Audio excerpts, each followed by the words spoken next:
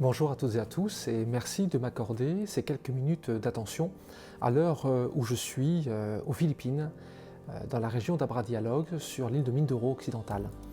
La thématique que je vous propose d'aborder en quelques instants, car 11-12 minutes ce ne sont que quelques instants, c'est-à-dire l'observation des modes opératoires naturels dans le développement de nouvelles compétences, ou devrais-je dire dans l'actualisation de nouvelles compétences, est au cœur de mon métier qui me passionne. En effet, en tant que sémiologue, c'est-à-dire une personne qui s'intéresse aux signes et aux langues, eh bien, je me suis spécialisé sur l'observation des activités humaines en voie de disparition, rares, méconnues, ou plus classiques lorsque les entreprises font appel à mes compétences pour aller documenter des activités qui leur semblent tellement évidentes qu'elles n'arrivent souvent pas à produire les fiches de poste ou des fiches de recrutement qui permettent de fiabiliser et d'objectiver les dites compétences.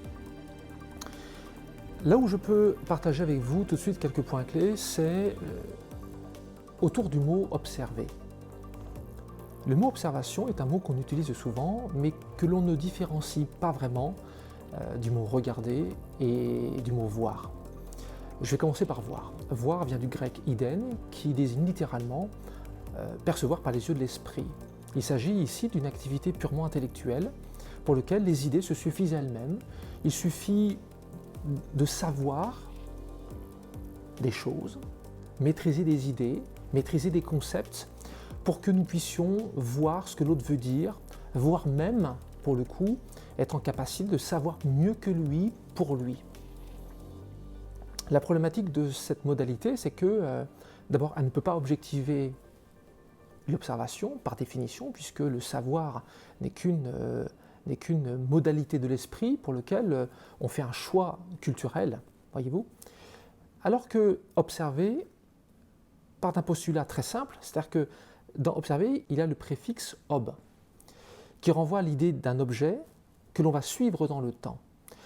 Et ce n'est pas n'importe quel objet, c'est un objet pour lequel nous avons donc convenu d'un signifiant, c'est-à-dire que le signifié, en tant que mot, concept, va donc être observable au travers d'un signifiant acoustique ou visuel. Un geste est un signifiant, voilà, ça c'est un signifiant visuel. La question c'est qu'est-ce que je mets comme mot dessus? Chez nous, nous avons de nombreux signifiants visuels, lorsque nous nous rencontrons la première fois, en général nous sourions, comme ceci, nous avons ce sourire. Et chez nous, ce sont des signifiants visuels qui désignent globalement je suis content de vous rencontrer, bienvenue, n'ayez pas peur, bref. Ce qui n'est pas du tout la même chose que si je fais voyez, ce genre d'autres sourires dont le signifiant visuel va signifier autre chose, mépris, condescendance, etc.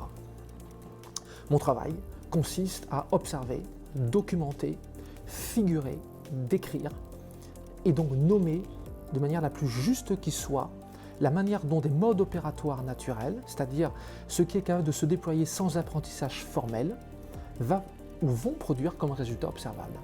En effet, toute activité humaine produit un résultat observable. Et c'est là où ce métier, je suis forcément subjectif parce qu'il me passionne, devient absolument fascinant parce qu'il va demander une rigueur, une grande rigueur et surtout beaucoup de modestie et d'humilité sur la croyance que l'on a dans notre vocabulaire. En effet, dans ce champ de recherche que je conduis depuis maintenant 16 ans, j'ai donc étudié dans le cadre de ma thèse de doctorat 3 000 ans d'histoire grecque et 3 000 ans d'histoire chinoise sur les mots actualisation, potentiel et stratégie. Or, il faut bien appréhender une chose, chers amis, c'est que la culture grecque est une culture dont l'écriture sémantico-consonantique, alphabétique, conduit de manière irrévocable à penser en idées et en concepts. Donc on discute. Peut-être que vous serez d'accord avec moi, pas d'accord avec moi, et voyez déjà s'amorce l'idée de concept. C'est pas le sujet.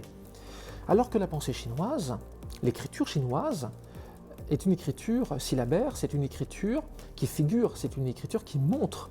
On n'est pas dans une écriture conceptuelle. Et ce qui est donc intéressant, comme d'ailleurs l'écriture égyptienne en son temps, ce sont des écritures qui ne sont pas là pour penser de manière cérébrale et intellectuelle, ou même pour être intelligentes, ce sont des écritures qui sont littéralement construites pour montrer, pour figurer et pour permettre d'appréhender une processivité qui conduit à un résultat. C'est aussi simple que ça. Lorsque j'observe un Hiraya monter un cocotier de plus de 20 mètres en quelques 18 secondes, sans rappel, sans corde, naturellement, je vais observer comment il s'y prend, je vais observer ensuite comment il marche, comment il joue, comment il travaille. Autant d'indices qui font qu'à un moment donné, je peux commencer à poser des hypothèses sur la manière dont il travaille. Si je m'arrête ensuite sur le mot compétence, puisque la notion de compétence nous vient de la magistrature, en particulier la légitimité que le magistrat a à savoir, à maîtriser les savoirs et les connaissances qui lui permettent, par déduction, par induction, eh bien,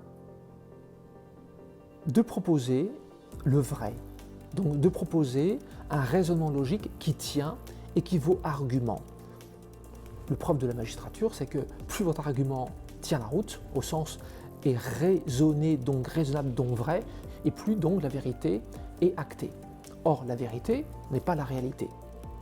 Et ça, c'est aussi un grand point lié à la compétence telle qu'elle a été positionnée dans les années 70, avec les trois savoirs, le savoir-faire, le savoir-dire et le savoir-être. Eh bien, ces trois mots sont conditionnés par savoir. Ce qui est un problème. Pourquoi ? Eh bien, ça pose le problème de fond que le savoir est intellectuel, il est donc construit, ce sont des idées et ou des concepts, et ils sont systématiquement posés devant dire, faire, être.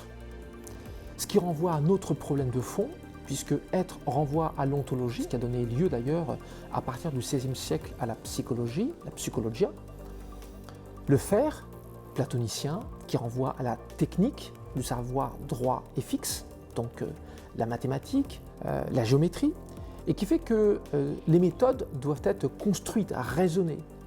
Et puis enfin, cette notion de dire, donc qui renvoie au logos, le logos qui renvoie aussi finalement à la notion de raisonner, du discours, de l'argumentation, fait que finalement on tourne en rond dans ce petit périmètre du savoir-dire, savoir-faire, savoir-être, qui exclut de facto tout un ensemble de modes opératoires tels que par exemple l'empathie, qui n'est pas un savoir-être, mais plutôt qui est une manière d'opérer visant à appréhender la réalité de l'autre, l'espace de l'autre, qui vise à observer des micro-expressions et qui ensuite permet de s'ajuster à ces derniers, qui permet d'appréhender, de décider, de sorte que la décision ne vient pas heurter, ne vient pas bloquer l'autre. Or, vous avez beau savoir ce qu'est l'empathie, ce n'est pas pour ça que vous aurez un opérateur empathique. Donc, parler de nouvelles compétences va donc poser un principe fondamental, eh bien c'est d'observer. Et je le répète, observer implique un principe clé d'une processivité dans le temps, puisque je suis un objet que j'ai figuré, pour lequel j'ai posé un mot, ou un concept qui permet d'être clair entre le signifiant, ce que je vais donc observer, et le signifié, le mot ou le concept. Regarder, qui va être local, les Chinois l'ont bien mieux traité que nous, me semble-t-il, avec les formes du regarder, regarder de biais, vous voyez cette machine à écrire, eh bien je peux la regarder de face, ou je peux juste la voir, voilà, je vois, mais je ne la regarde pas. Mais si je commence à regarder au sens fort du terme, eh bien je vais la regarder de face, et peut-être de biais, de haut, de dessous, je vais même la retourner, vous voyez, elle pèse lourd au demeurant. Et je vais commencer à regarder de plusieurs angles possibles, qui fait que je vais pouvoir distinguer des parties, des pièces que je ne peux pas identifier si je me contente de la voir. Eh bien, une compétence, ça ne se voit pas. Il y a de compétences parce qu'il y a du résultat utile en plus. En effet, utile au sens utilise, qui produit un résultat supérieur à l'existant, un résultat pratique qui donne avantage aux autres. Une compétence est toujours utile, sinon elle ne sert à rien, ce n'est pas une compétence, ça peut juste se suffire en termes de savoir. Pourquoi de nouvelles compétences ?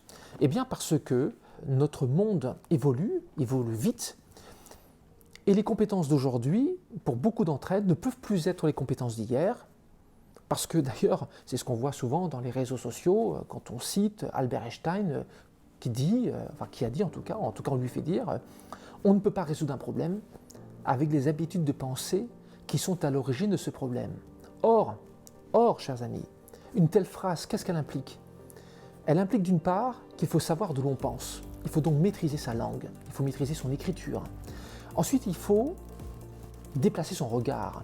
Il faut donc aller dehors, il faut se déplacer dans la vraie vie qui est cette réalité, et pas uniquement cette réalité européenne dans laquelle notre langue est confortable, puisque c'est une langue indo-européenne, mais bien dans d'autres cultures, à l'écart de la nôtre, et non pas différentes de la nôtre, c'est-à-dire des cultures dont le fond d'entente ne peuvent pas être associés à la nôtre, ne peuvent pas être comparables à la nôtre.